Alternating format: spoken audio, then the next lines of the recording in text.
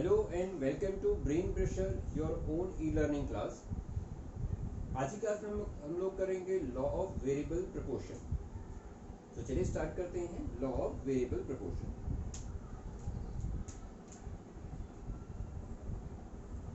Law of variable proportion.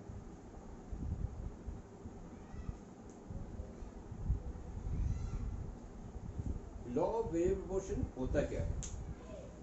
Law of variable proportion states law of variable proportion states that as more and more variable factors are employed with fixed factor of production in short run, then total production increase with increasing rate,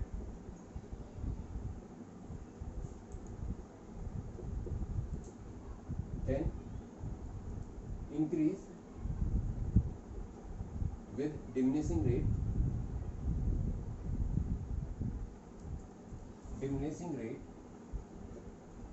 and finally start to fall. तो law of variable proportion ये बताता है हमें कि जब हम variable factors more and more variable factors को use करते हैं फिक्स फैक्टर के साथ में, कब इन शॉर्ट रन, ये शॉर्ट रन फिनोमेना है। शॉर्ट रन में तो होता क्या है, देन इंक्रीज, तो हमारा जो टोटल प्रोडक्शन है, जो टीपी हमारे पास है, total production initially increase with increasing rate. पहले जो हमारा टोटल प्रोडक्शन है वो इंक्रीजिंग रेट से इंक्रीज होता है, देन कंटिन्यूसली इंक्रीज, उसके बाद भी कंटिन्यूसली इंक्रीज होता है, लेकिन अब डिमिनिशिंग रेट से, ये डिमिनिशिंग रेट से इंक्रीज होता है। पहले इंक्रीजिंग रेट से इंक्रीज होता था, लेकिन अब डिमिनिशिंग रेट से इंक्रीज होता है, and finally start to fall. उसके बाद क्या होता है, ये प्रोडक्शन फॉल होने लग जाता है। ये जो डेफिनेशन है ये टोटल प्रोडक्शन डेफिनेशन है। अगर हम सेम इसी को हम लॉ ऑफ वेरिएबल प्रोपोर्शन को मार्जिनल प्रोडक्शन से स्टडी करते हैं तो हमें वो क्या बताता है, तो हम ऐसे कहेंगे लॉ ऑफ वेरिएबल प्रोपोर्शन, ये वाला जो डेफिनेशन है ये टोटल प्रोडक्शन अप्रोच से है। अगर मैं इसको मार्जिनल प्रोडक्शन अप्रोच से स्टडी करता हूँ तो कैसे होगा, तो हम कहेंगे law of variable proportion states that as more and more variable factor employed with the fixed factor, means law of variable proportion states that as more and more variable factor employed with the fixed factor, more and more law of variable proportion states that as more and more variable factor employed with the fixed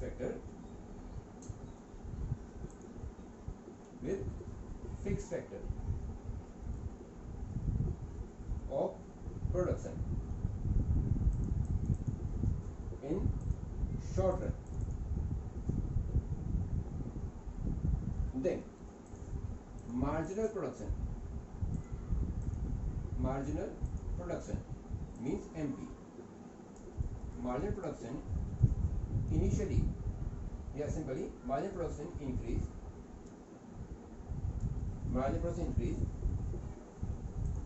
then start to fall, and finally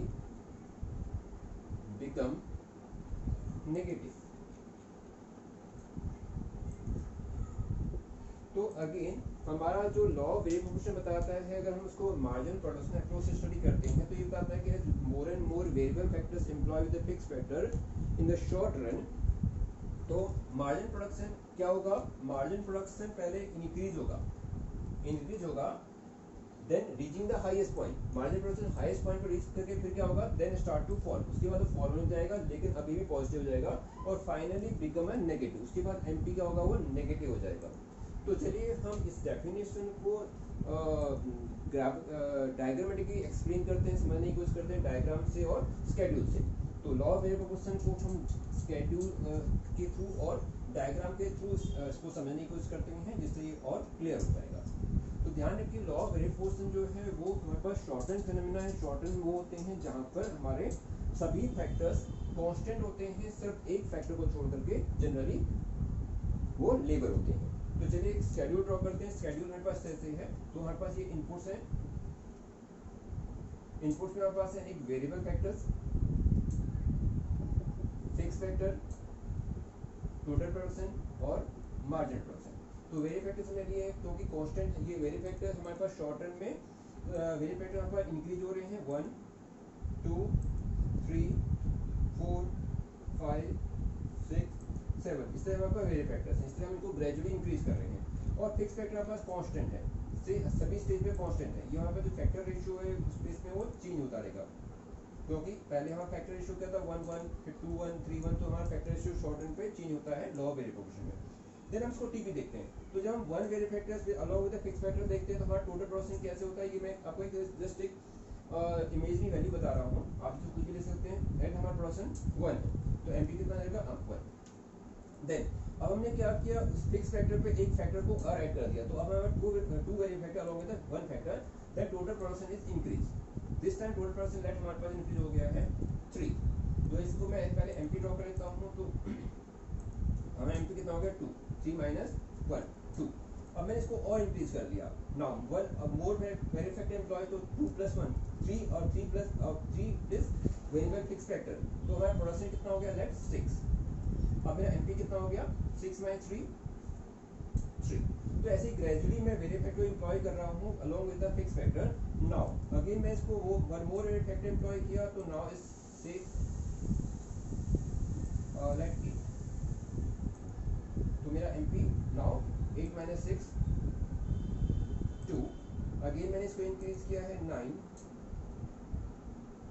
1, again increase किया 9 9 - 9 0, and again increase किया तो 8, this time is -1.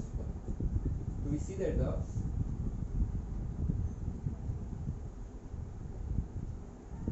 ये मेरा schedule है, और schedule में ये मेरे पास डिफरेंट पॉसिबल सिचुएशंस आ रही हैं। When more and more variable factors employ the fixed factor, then total production increase with the increasing rate, then increase with the diminishing rate, and finally start to fall. When more variable factor employed, MP initially increase, then start to fall, become 0 and finally become negative. तो इसके मैं इधर phases बताऊं तो हमारे phases कौन से आएंगे, ये मेरे पास फर्स्ट फेज है, ये मेरे पास सेकंड फेज है, और ये पास फाइनली थर्ड फेज है। फर्स्ट फेज में MP increase and TP also increase, phase 1.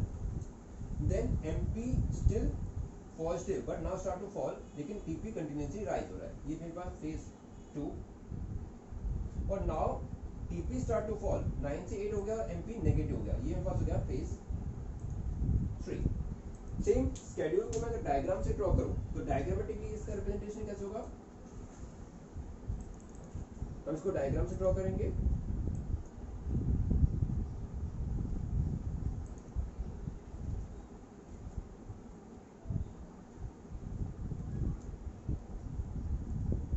Axis हमने लिए इनपुट्स, इनपुट्स कौन से हैं, ये इनपुट्स हमारे पास है, फिक्स फैक्टर और वेरिएबल फैक्टर, ये इनपुट्स हमारे पास, ये इनपुट्स हैं। और वाई एक्सिस में हम ले रहे हैं टोटल प्रोडक्शन और मार्जिनल प्रोडक्शन। ये नेगेटिव वैल्यू हमारे पास है, पॉजिटिव वैल्यूज, और इधर हमारे पास इनपुट्स हैं जो वेरिएबल फैक्टर को एम्प्लॉय कर रहे हैं। तो जब हम ग्रेजुअली इंक्रीज कर रहे हैं वेरिएबल फैक्टर्स को टोटल प्रोडक्शन को के साथ में, फिक्स फैक्टर के साथ में, तो टोटल प्रोडक्शन इनिशियली इंक्रीज, देखिए 1 3 6 increase, then in continuous increase और डिमिनिशिंग रेट। तो मैं इसको डायग्राम ड्रॉ करूं तो देखिए डायग्राम जो हमारे पास होगा वो इनवर्सली एस होगा, इस शेप में होगा हमारे पास लाइक दिस। तो अगर इसको ऐसे ड्रॉ करेंगे तो ये हमारे पास पहले कनकेव और कन्वेक्स सिचुएशन हो जाएगा। द इनवर्स एस, हमें इसको ऐसे नहीं ड्रॉ करना है, ये सी फॉर्म है, ये इनकरेक्ट है, हमें इसको ऐसे ड्रॉ करना है like this inverse of S. तो मैं इसको ड्रॉ करता हूँ तो ये not as per the schedule, मैं इसको रफली ड्रॉ कर रहा हूँ, तो ये इस तरह आएगा मेरे पास लाइक दिस और टोटल प्रोडक्शन। नाउ इस पॉइंट पे मेरे पास जो एमपी है, TP is highest, TP is highest at this point, ये 9, और एमपी यहाँ पे 0 है, ये एमपी 0 है। उसके बाद TP start to fall, TP 9 to 8 start to fall and MP become negative, MP become negative. तो इससे मैं अगर एमपी ड्रॉ करता हूँ तो मेरा एमपी इस लेवल पे 0 आना चाहिए, बिकॉज मेरा फर्स्ट स्टेज पे 0 से बेसिकली स्टार्ट नहीं होता है, एमपी फर्स्ट स्टेज पे 0 पर 0 होगा, एमपी मेरे पास पॉजिटिव है यहाँ पे और टीपी भी पॉजिटिव है। कब? Very factor is 1, means very factor यहाँ पे होगा, तो एमपी को हमें यहाँ से स्टार्ट करना है, यहाँ से स्टार्ट नहीं करना है जनरली। तो ये जो पॉइंट मेरे पास आएगा वो डॉटेड होगा एमपी, और ये स्टेज मेरे पास है, एमपी कहाँ पर हाईएस्ट है? यहाँ पर 3। तो ऑब्वियसली इस लेवल पे मेरे पास जो एमपी होगा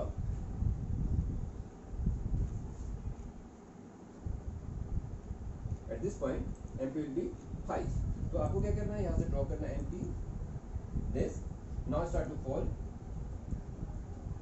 this is your MP margin production।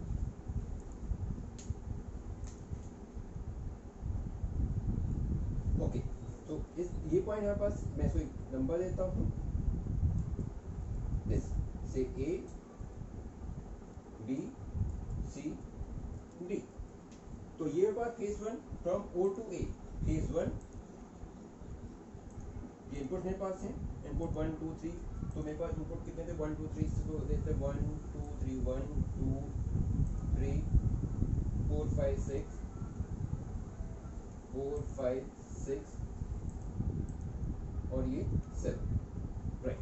तो फर्स्ट केस पे from O to A phase 1, from A to B where the more very effective employ, ये हमारे पास phase 2, and after that as more continuous very effective employ, तो मेरे पास आएगा phase 3।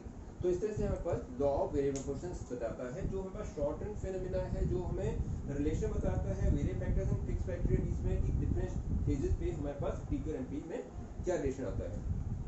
तो इसके फर्दर मैं आपको एक बार और बताता हूँ, जब आप डायग्राम ड्रॉ करेंगे तो डायग्राम का जो फॉर्म है आपका वो इनवर्स ऑफ एस होना चाहिए, वो डायरेक्टली आपको इस तरह से नहीं ड्रॉ करना है। जनरली जो डायग्राम ड्रॉ करते हैं वो ऐसे ड्रॉ करते हैं जो इनकरेक्ट है,